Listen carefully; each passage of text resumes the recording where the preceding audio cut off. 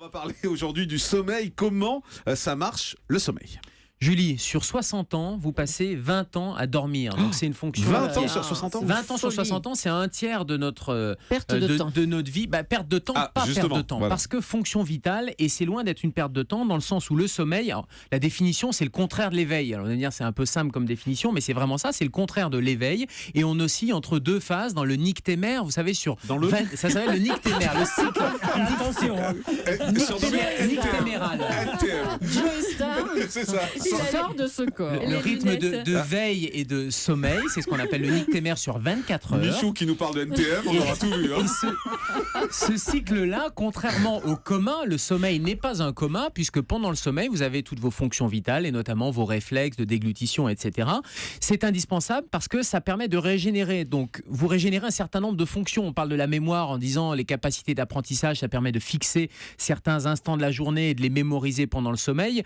C'est la face émergée de l'iceberg, la partie émergée de l'iceberg, mais il y a toutes les fonctions vitales de régénérescence cellulaire également qui sont extrêmement importantes. Donc Qui se font la nuit en fait. qui se font la nuit aussi, ça se fait le jour, mais ça se fait aussi la nuit. Donc c'est loin, Julie, d'être une perte de temps, bien au contraire. C'est une fonction qui est vraiment vitale. Alors, le sommeil, comment ça fonctionne? Je vous parlais de ce fameux cycle nyctéméral, qui est basé sur la lumière, sur la Juste, ça veut dire mélatonine. quoi? Plus sérieusement, nyctéméral, ça veut dire Ça quoi? veut dire sur les 24 heures, il y a deux phases. Il y a la phase d'éveil et il y a la phase de sommeil. C'est ce qu'on appelle le nyctémère. Ça s'appelle D'accord, comme ça. c'est juste la phase de Voilà, sommeil. absolument. Et vous avez la mélatonine qui va jouer un rôle fondamental. La mélatonine, vous en entendez parler quand on vous dit s'il y a un décalage horaire, prenez des cachets de mélatonine. Ce qui n'est pas recommandé en France et c'est d'ailleurs pas autorisé en France dans cette indication-là. Mais aux États-Unis, vous les trouvez en vente libre par exemple, parce que la mélatonine va se synthétiser sous l'effet de la lumière et donc elle va préparer le sommeil. La journée, vous avez de la lumière, vous chargez de mélatonine, l'hormone va être sécrétée et le soir, elle va préparer au sommeil. Et puis il y a d'autres hormones qui vont rentrer aussi en ligne de compte. Le sommeil, c'est un phénomène neurobiologique. Donc on parle de l'histamine, on parle d'un certain nombre d'adénosines, un certain nombre de médiateurs C'est chimiques très dans le compliqué, cerveau sommeil, dis donc. qui vont permettre de rentrer dans les deux phases de sommeil. Et vous avez tous entendu parler du sommeil lent et du sommeil paradoxal. Et quand on enregistre le sommeil, et on sait le faire depuis assez peu de temps, depuis 70 ans, les premiers enregistrements du sommeil qu'on appelle les polysomnographies, c'est dans les années 30-40, où les chercheurs ont commencé à mesurer l'activité cérébrale et on s'aperçoit qu'on a une première phase d'endormissement qui est le sommeil lent, où tout se ralentit, votre métabolisme se ralentit, votre activité cérébrale se ralentit, vos muscles se ralentissent aussi, et c'est une phase de sommeil qui est plutôt légère, c'est-à-dire que On entend un peu les on vous choses réveille... autour de soi, c'est Alors, ça? dans le sommeil lent, il y a déjà deux étapes. Et la première étape, on peut vous réveiller assez facilement. C'est ce qu'on appelle la phase d'endormissement. Vous savez qu'il y a un temps de latence avant que vous ne rentriez vraiment dans la phase de sommeil paradoxal, dit profond. Et donc, du coup, vous êtes réveillable dans cette première phase. Et puis, la deuxième phase de sommeil, alors c'est des cycles. Hein. Au cours d'une nuit, vous avez entre 4 et 5 cycles qui vont faire 90 minutes. Et dans ces 90 minutes, après la phase de sommeil lent, vous avez la phase de sommeil paradoxal, où là, vous avez un relâchement musculaire total, hein, c'est du sommeil qui est profond, mais paradoxalement, vous avez une activité cérébrale qui va être en éveil. Et d'ailleurs, quand on enregistre ces rythmes de sommeil, on voit les yeux qui peuvent bouger, c'est pendant ces phases-là. C'est là qu'on rêve, par C'est exemple? là qu'on rêve, c'est là où il y a même des phénomènes physiologiques, c'est là où il y a des phénomènes, alors Sabrina pourrait nous en parler, mais y compris des rêves et des rêves érotiques, voire sexuels, avec des mécanismes physiologiques sexuels qui se Sabrina, mettent en place. Parce que... Mais Ou Julie, d'ailleurs. Non, spécialiste des rêves aussi. Mais oui, spécialiste des rêves, de l'interprétation. Ah, C'est d'accord, c'est d'accord. vrai. Mais C'est oui, n'ayez pas l'esprit mal l'inconscient, c'est son placé. domaine. Voilà. Donc c'est pendant cette phase-là, notamment qu'on rêve. Donc c'est le sommeil paradoxal. Donc le sommeil, quand tout se passe bien, on doit dormir. Alors le nouveau-né, il dort 18 heures, et puis plus on va vieillir, plus les phases entre sommeil lent et sommeil paradoxal vont être de répartition différente, et moins on a besoin de dormir, parce que les capacités physiologiques changent.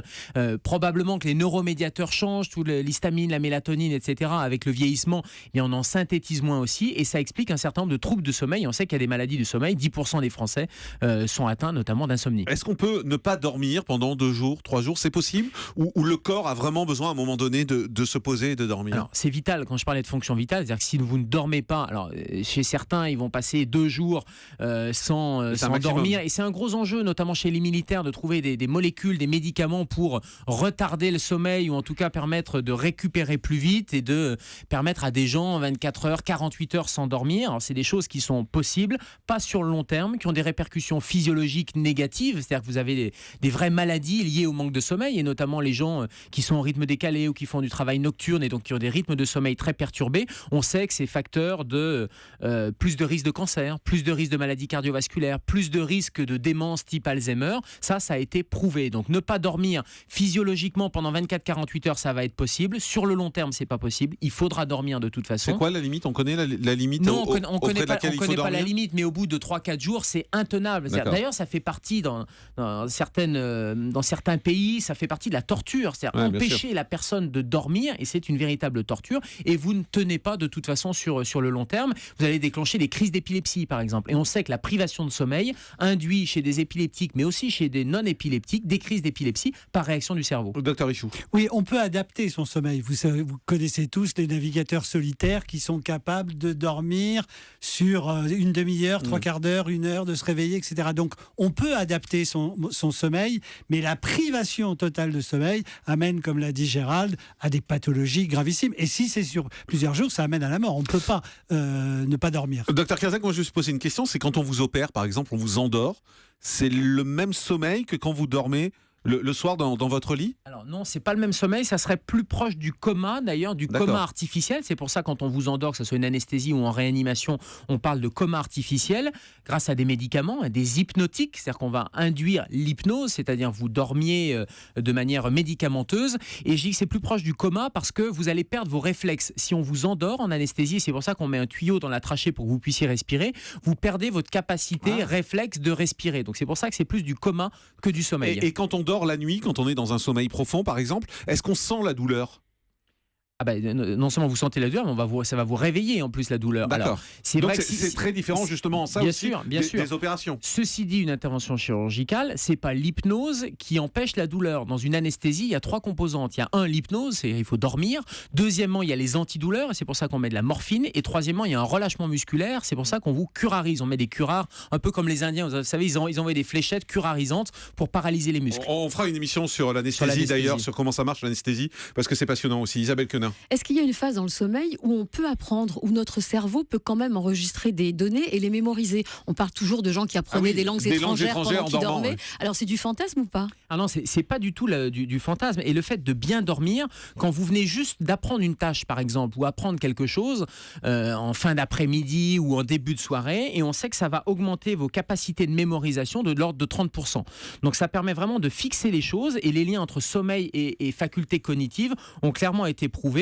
Alors ça, c'est valable pour une tâche que vous apprenez en fin d'après-midi, mais c'est valable sur du chronique aussi. C'est-à-dire qu'on sait qu'une privation de sommeil de moins de 5 heures par nuit va entraîner des défauts d'apprentissage, qui est un vrai problème chez les enfants ou les ados. Et on sait que les écrans vont perturber dans les chambres, etc. Et donc du coup, sur du long terme, ça perturbe leur capacité d'apprentissage. Sabrina Philippe, spécialiste des rêves érotiques selon le docteur Kierzek. Je ne vais pas parler des rêves érotiques, mais c'est pire que ça. Vous savez que pendant le sommeil paradoxal, Sabrina, il y a même des érections chez l'homme qui sont des érections tout à fait physiologiques. Bah oui, mais ça on le sait, oui, merci. Vous savez le matin quand vous vous réveillez. Mais peut-être que ça lui arrive pas, Gérald. Il a l'air Je m'en souviens pas. Il vient de découvrir ça, dites donc à son âge, Sabrina. plus sérieusement sur la mémorisation, c'est pour ça que c'est toujours intéressant de dire aux écoliers, notamment, de relire leurs leçons avant d'aller se coucher. Parce que souvent, ils ont une capacité d'apprentissage qui est supérieure, et quand ils se réveillent le matin, ils s'en souviennent mieux. Donc c'est un bon truc à donner aux parents. Un mot sur le réveil aussi. Il y a des matins où on se réveille, on est complètement HS dans le pâté, on n'y arrive pas. Il y a des matins où c'est facile. C'est quoi ? C'est un problème de cycle ? C'est un problème de cycle et puis c'est un problème de régularité. On sait très bien, c'est pareil pour la sieste. Quand on fait la sieste trop longtemps, au-delà de 20-30 minutes, on a un temps de latence au réveil qui est important. C'est-à-dire globalement, on est un peu dans le pâté quand on se réveille et il vaut mieux maîtriser son temps de sommeil. Donc il faut une régularité dans le sommeil. C'est pour ça que le week-end, chez certaines personnes qui disent je vais faire la grasse matinée, je vais essayer d'emmagasiner, c'est difficile, voire même c'est contre-productif parce que vous vous réveillez encore plus fatigué. Moi je me réveille à 6h comme en semaine, le week-end, impossible de dormir. Il y a une notion qu'on appelle la dette en sommeil. C'est-à-dire que quand vous ne dormez pas suffisamment, vous accumulez une dette, c'est comme à la banque, et il faut absolument le rattraper. Ah mais est-ce qu'on peut prendre de l'avance en revanche? Parce qu'il y a des gens qui disent je vais essayer de dormir plus longtemps parce que ce soir je vais faire la fête. On peut prendre de l'avance? C'est la chandelière allemande, comme dirait Nicolas Canteloup. La chancelière allemande Angela Merkel, qui elle dort très peu, et donc du coup toute la presse allemande s'inquiétait sur son rythme de négociation, etc. Et notamment sur ses facultés cognitives à pouvoir négocier alors qu'elle a une dette de sommeil, et qui dit mais moi je rattrape le week-end en dormant un peu comme une marmotte. Je suis un chameau, disait-elle. Donc encore une fois, la physiologie du sommeil, elle est propre à chacun. Il y a une variation entre les individus, donc il faut tester. Si vous réveillez après une grasse matinée vraiment dans un mauvais état, eh bien ça veut dire que vous préférez être dans la régularité. Et à contrario, il y a des gens qui vont plutôt comme un chameau emmagasiner.